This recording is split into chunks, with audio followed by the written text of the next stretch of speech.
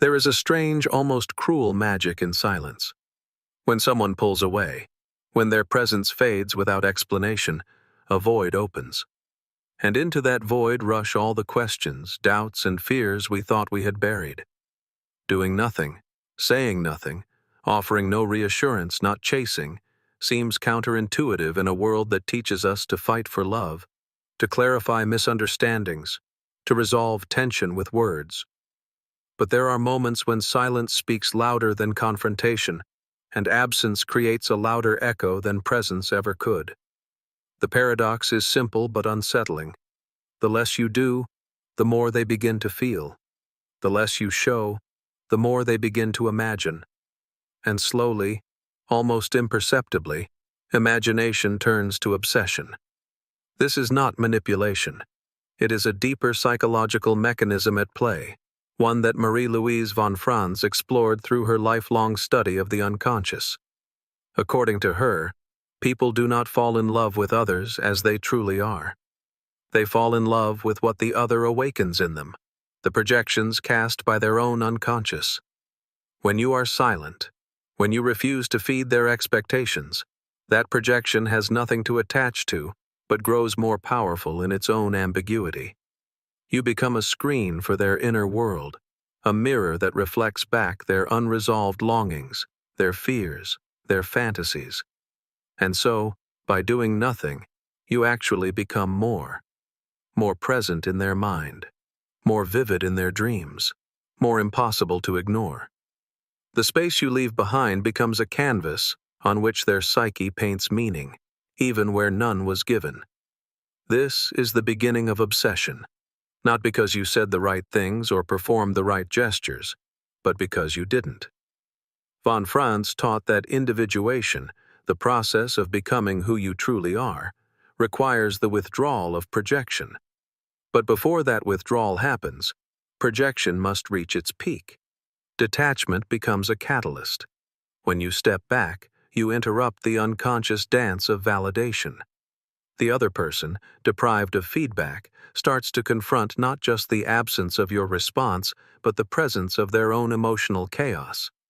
They begin to feel not only your silence, but everything within themselves that your silence unsettles.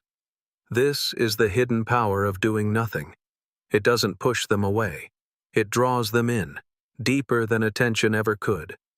Because now, they're not reacting to you. They're reacting to their own psyche. And in that moment, you become not just someone they know, but someone they cannot stop thinking about. Obsession does not begin with logic. It does not arise from what is said or done.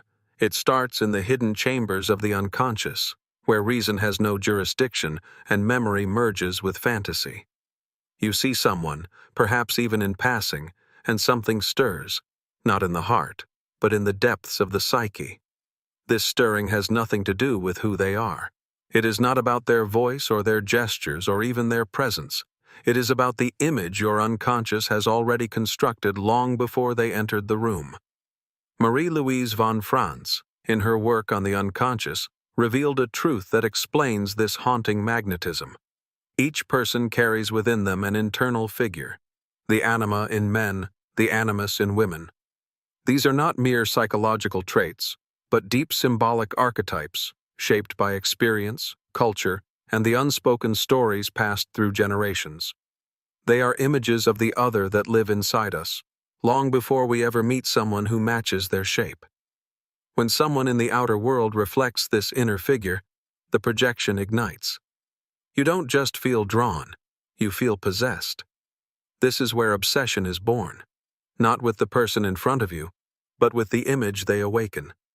The mind begins to spin narratives, assign meaning to glances, invent intentions where there are none. The person becomes a character in your inner story, and the more distant or unavailable they are, the more perfect they seem, because the less you truly know them, the more space your projection has to grow. Von Franz warned that this projection can be so powerful it overrides reality. You no longer see them. You see yourself, cloaked in their outline. And when they step outside that role, when their humanity starts to show, when they speak or act in ways that don't fit the myth, the obsession often deepens, not weakens. The psyche clings to the illusion, refusing to relinquish the dream. This is why some of the strongest fixations arise in silence, in unrequited longing, in the space where nothing is clear. The unconscious does not need confirmation to spin its tale. It needs only the echo of possibility, and that echo becomes louder in the absence of contact. To be obsessed is to be under a spell, but it is not cast by the other. It is cast by the part of you that longs to be completed, to find in another the pieces you haven't yet claimed within yourself. And in this search, the unconscious projects its symbols, its hunger, its hopes, until the other becomes not who they are, but who you need them to be. Being ignored doesn't just hurt, it awakens something ancient inside. It's not the silence itself that causes suffering, but what that silence reflects back to us. When someone pulls away without explanation, when they withhold the comfort of words or the reassurance of attention, it doesn't simply create distance, it creates a mirror. And in that mirror, we don't see them. We see ourselves. Louise von Franz spoke often of the way we project our unconscious contents onto others, especially in moments of emotional intensity. Love, in her view, is rarely about the other person. More often, it is about what they represent, what they activate within us. When someone we care about turns away, the emotional charge it triggers is almost never new. It is the echo of earlier wounds, rejections we endured without understanding, longings we carried silently through childhood, fears we never fully named. The present moment cracks open the past. Suddenly, we are not just being ignored by someone now, we are being abandoned again by someone then. A parent who withheld affection, a first love who disappeared without warning, a friend who left without saying goodbye. The other person becomes a stand-in for everyone who ever made us feel invisible, unworthy, or not enough. And the obsession begins not just with wanting them back, but with needing them to undo the damage they never caused. But they can't, because they are not really the source of the wound. They are the mirror in which it becomes visible. Von Franz saw these moments not as curses, but as opportunities. When we fall in love, or fall into fixation, we are falling into an encounter with ourselves. The unconscious uses the image of the other to bring to the surface what we have long buried. Their distance activates our hunger. Their silence replays the moments we were never heard. And yet, the more we chase, the more the reflection slips away. We confuse healing with possession. We imagine that if we can just get them to return, to speak, to validate us, then the wound will close. But the mirror doesn't work that way. It doesn't heal by reflecting what we want. It heals by showing us what is. To see ourselves clearly through the mirror of another's silence is to begin the real work, not of changing them, but of meeting the part of us that hurts when they disappear. Because what we fall in love with, as von Franz said, is not the person. We fall in love with our own soul, made visible through their presence, and when they vanish, the soul they mirrored still remains, waiting to be seen without projection, without distortion, waiting to be claimed. There is a hidden current beneath every relationship, ancient and untouched by words. When one person withdraws, when their energy, their presence, their affection is suddenly gone, it doesn't simply cause confusion. It awakens something deeper. The response it evokes is not just emotional, it is archetypal. It is the stirring of a pattern older than thought, older than memory, something embedded in the psyche of every human being, the instinct to pursue what vanishes. Louise von Franz understood this dance well. In her exploration of the unconscious, she uncovered how archetypes move through us, shaping our experience of love and loss, even when we believe we are acting freely. One of the most haunting of these figures is the puer aeternus, the eternal youth. He lives in fantasy, avoids limits, and craves transcendence. But most of all, he fears abandonment. And when someone pulls away, it is this fear that comes alive. The puer, or the puella, its feminine counterpart, lives in the part of us that cannot tolerate absence. The moment love is withheld, this figure rushes to the surface, not to face reality, but to chase the ideal. Suddenly, the one who withdraws becomes everything. They become the dream, the salvation, the only one who can quiet the ache. And so, obsession is born, not out of love, but out of myth. The myth of being rescued, of being chosen, of being reunited with the one who will finally make the longing stop. But this pursuit is not rational. It is ritualistic. It is Persephone descending into the underworld. It is Orpheus turning back too soon. It is the echo of 1,000 stories where the beloved disappears and the hero must follow. We do not chase because they are perfect. We chase because something inside us believes they complete a story written long before we met them. And yet, in the act of doing nothing, in silence, in space, in absence, this myth is activated. Withdrawal becomes the spark. The person who steps back unknowingly assumes the role of the sacred, the elusive, the unreachable. And in their stillness, they gain power, not because they wield it, but because the unconscious grants it to them. They are no longer a person. They are a symbol. Von Franz taught that these archetypes are not meant to be lived unconsciously. They are meant to be recognized, integrated, and ultimately transcended. But when we are caught in their grip, we believe the chase is about them. We believe that if they just return, everything will be whole again. But the truth is, their absence has only awakened a longing that was always there. Not for them, but for something greater. For meaning. For wholeness. For the part of ourselves we lost somewhere long ago. And it is through that ache, through the myth the psyche plays out, that we are invited to awaken. When you withdraw your attention, something strange begins to happen, not just on the surface, but in the deeper currents that move beneath all human connection. You step back. You say nothing. You stop reaching out. And yet, rather than fading from their mind, you become more present, louder, heavier. The air around your absence thickens. It is not your presence that holds them now, but the space you've left behind. Louise von Franz, drawing from Jung's work on the psyche, spoke often of libido, not in the narrow sexual sense, but as the vital psychic energy that flows through all human experience. This energy is always seeking form, always seeking expression. And when a source of attention disappears, the energy doesn't disappear with it. It has to go somewhere. In the absence of interaction, it turns inward, gathering momentum in the mind of the one left behind. This is how fantasy is born. This is how longing intensifies. The one who has stepped back is no longer tethered to the mundane. They no longer say things that ground them in reality. Their silence becomes a canvas, and the psyche, desperate for resolution, begins to paint. Every imagined scenario, every unresolved question, every memory infused with feeling, these are the ways libido redirects itself.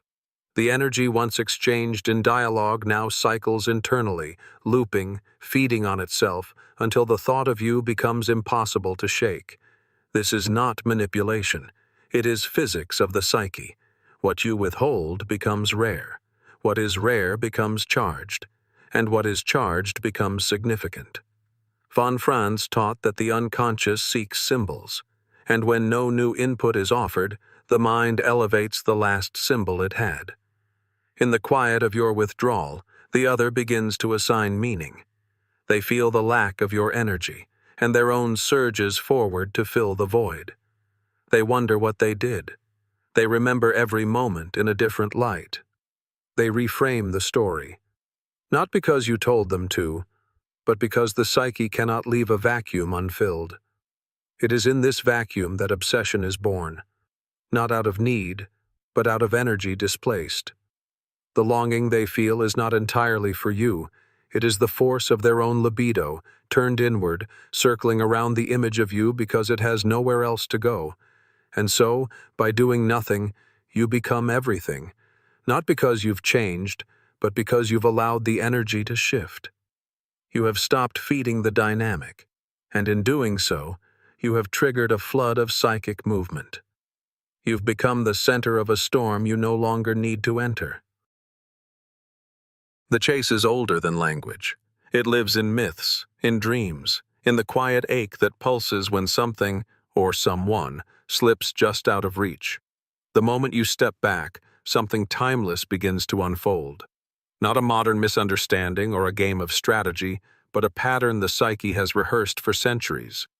Suddenly, it's not just about two people anymore. It becomes a story, a myth. Persephone is taken into the underworld, and the earth mourns. Psyche is separated from Eros and must complete impossible tasks to win back his love. Narcissus longs so deeply for an image he cannot reach. He loses himself entirely. These are not just stories, they are psychological maps. Louise von Franz knew this well.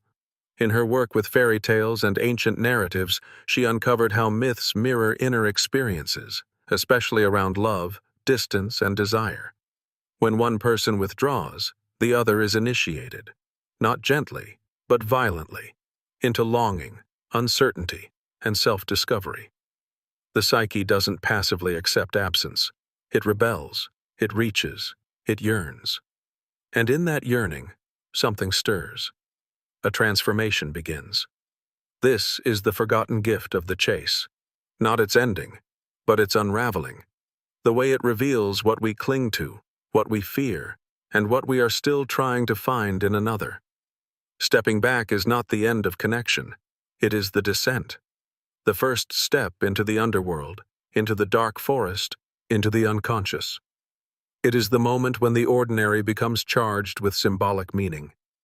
Von Franz often said that fairy tales didn't describe love as safe or easy. They described it as a trial, a test, a mirror held to the soul. And it is through pursuit, through longing and loss, that the hero is changed.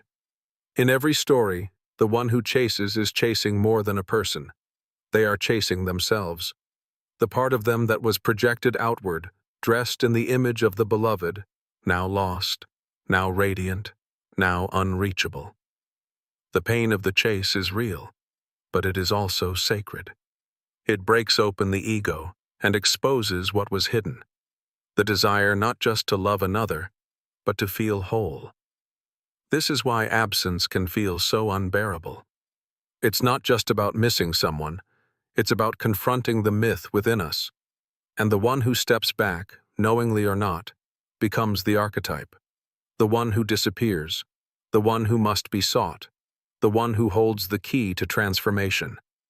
The myth of the chase does not promise reunion, it promises change. And the one who survives the journey, the one who can endure not knowing, who can face the silence without collapsing, is the one who emerges not with someone else, but with a deeper knowledge of their own soul. There comes a moment in every fixation when the image begins to crack.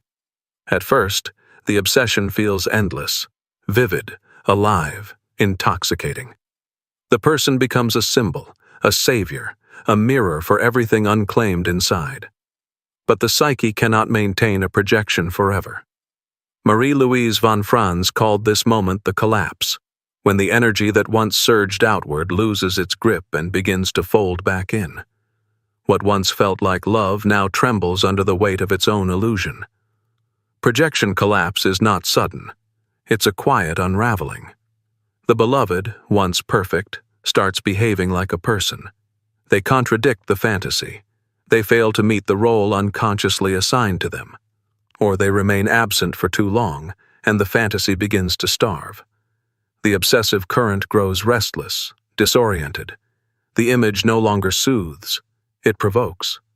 What once filled you with longing now exposes the rawness it was hiding. Von Franz saw this moment not as a failure of love, but as an initiation into something more honest. The psyche, exhausted from projecting its contents onto someone else, begins to retrieve what was lost. The obsession collapses, and with it, the idealized version of the other. You stop seeing them as the answer. You start seeing them as a mirror, a portal to the deeper work. This collapse often feels like crisis. There is grief, confusion, even anger, not just toward the other, but toward the self, for having believed, for having needed, for having constructed a reality so far from truth. But this is where transformation begins. The energy that once chased outward starts turning inward. The longing no longer seeks a response from them. It starts asking questions you never dared voice. Who am I without this fixation? What part of me did I give away in their image? The obsessive spell breaks, not because you will it to, but because the psyche can no longer sustain the fiction. And in that break, there is a choice.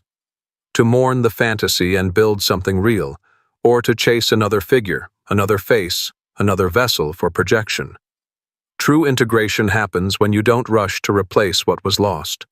When you sit with the ache, the emptiness, the truth that no one outside you can complete what was never whole to begin with. This is the moment von Franz pointed to, the place where love, stripped of illusion, might finally become something sacred. Not a pursuit of the other, but a return to the self. There is a stage in every inner transformation where everything seems to go dark. No answers come. No relief arrives. The world feels stripped of meaning, and nothing you do seems to change it. Jung called this the nigredo, the blackening. The first stage of alchemy, where the old identity begins to dissolve. And Louise von Franz took this further, showing how this darkness isn't a failure of growth, but the beginning of it. It is here, in the absence of certainty, of connection, of the other, that something deeper begins to take form. When you do nothing, when you refuse to beg, to chase, to fill the silence, you enter this alchemical night. You surrender to what feels like emptiness. But this emptiness is not passive. It is a crucible, a container where all the illusions projected outward begin to burn away.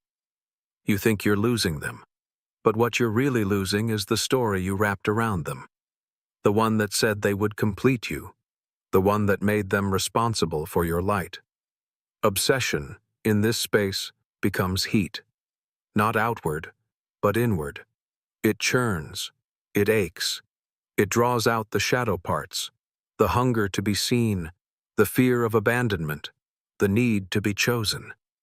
The absence of the other exposes the presence of your own unfinished self, and if you resist the urge to escape it, if you stay in the heat without numbing or replacing it, something begins to happen.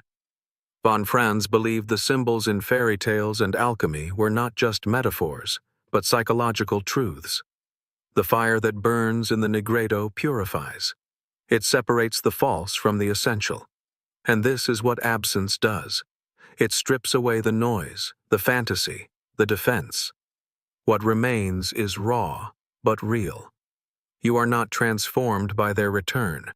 You are transformed by their disappearance, by what it makes you confront in yourself, by what it forces you to carry alone. The stillness of doing nothing is not weakness. It is containment. It is discipline. It is the sacred pause where unconscious material rises to the surface, where you meet the parts of you that had always been there but never had space to speak. And slowly, something shifts. Not dramatically, not all at once, but undeniably. The ache begins to clarify. The pain begins to instruct. You begin to see that the obsession wasn't only about them. It was a map, leading you inward. And in that realization, you start to rise. Not because they came back, but because you did. There is a quiet power in not interfering, in stepping back, in choosing not to merge, not to explain, not to rescue. It may feel like absence, like loss, like failure, but beneath that stillness is something vital.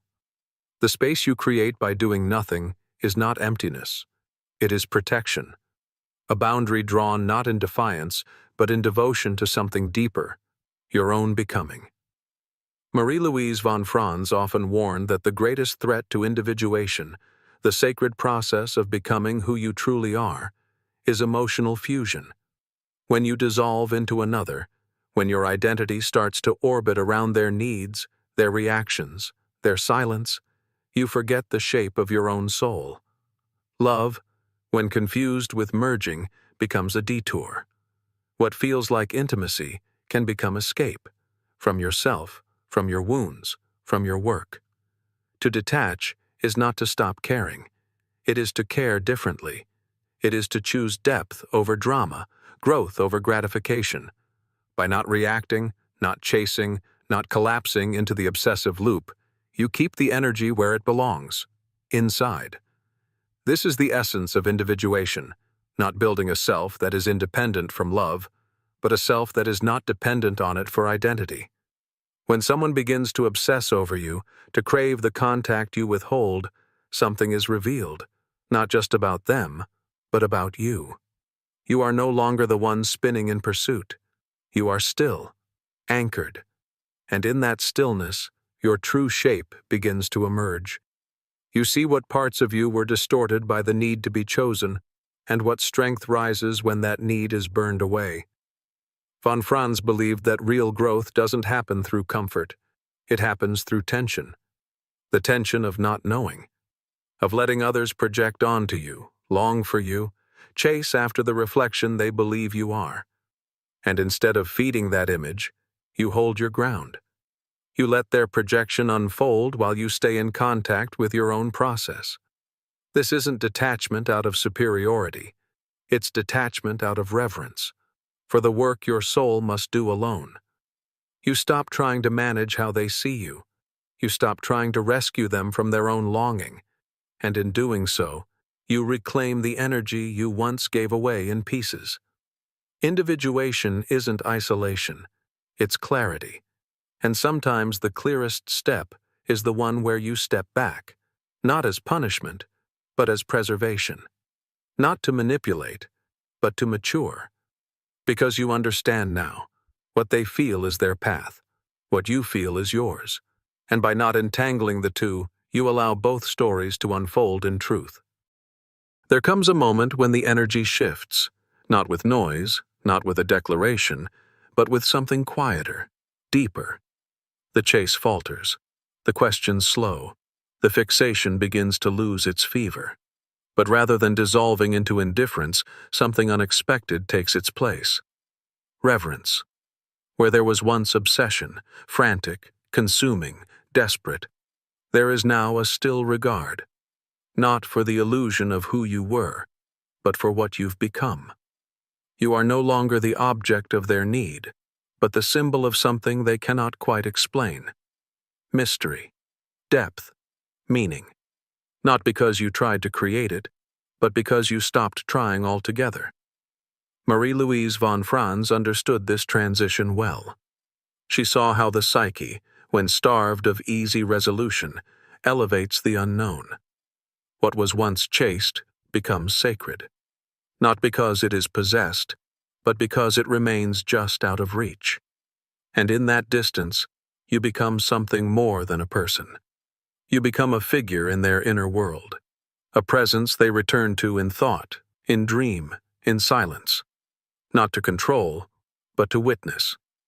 This is not a trick. It is not a strategy. It is the natural evolution of energy when you cease to feed it. By refusing to perform, to prove, to persuade, you allow the other to sit with the weight of their own experience. And what remains is not confusion. It is awe. True attraction does not emerge from effort. It is born from alignment. When you no longer need to be seen a certain way, when your value is no longer tied to how closely you meet their desire, you become something else entirely. Unreachable, not because you are cold, but because you are whole. And wholeness is magnetic in a way no performance can ever match. The person who once obsessed may never fully understand why your absence carved such a space inside them. But they will feel it. And in that feeling, something shifts. You stop being the one they want to own and become the one they respect. Admiration replaces longing. Stillness replaces pursuit. And you, You no longer live at the mercy of their gaze. You no longer shrink or swell in response to their attention. You simply are, rooted in your own rhythm, committed to your own becoming. This is the final paradox. The less you seek to be chosen, the more unforgettable you become. Not because of what you offer, but because of what you embody. A presence that does not beg, that does not chase, that does not fracture itself to be loved. And in that quiet, unshakable presence, love no longer becomes a chase. It becomes a return.